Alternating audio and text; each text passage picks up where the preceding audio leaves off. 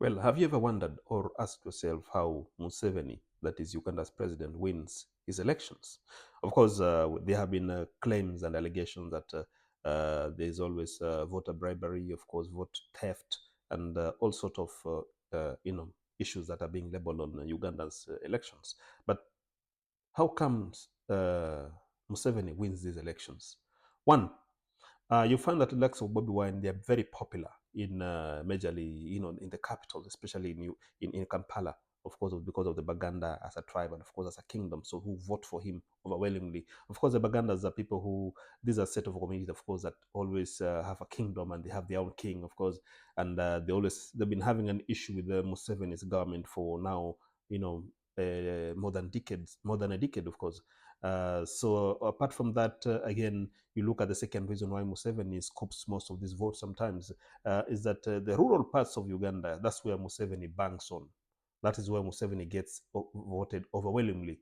And of course, you're looking at the topography, not just topography, but of course the population topography in major regions. You find that majority of Ugandans actually live in villages, in rural areas. And this is where Museveni gets his votes. Of course, you can also look at that in terms of the coalitions Museveni has made.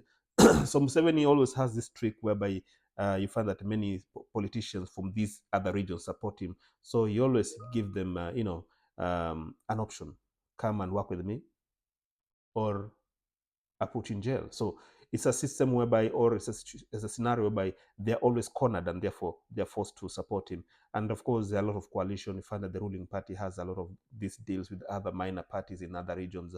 And of course, they always join the ruling NRM party.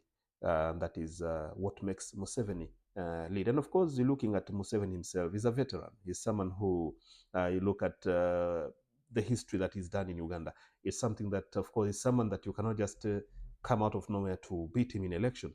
There's only one time Museveni actually lost an election, and that was when he was defeated by this opposition leader who is in prison, um, Kiza Besige. So Kiza Besige, who of course is in prison, actually had defeated Museveni back in the year 2000s when they had an election, and of course he defeated Museveni. That is the only person who Museveni fears in terms of election, and that's why the reason why he's actually in prison is because he had refused to run against Museveni. And why?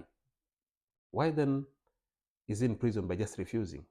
It's because, of course, Museveni needs legitimacy in terms of who to run with, so that the election can be seen as a legitimate cause.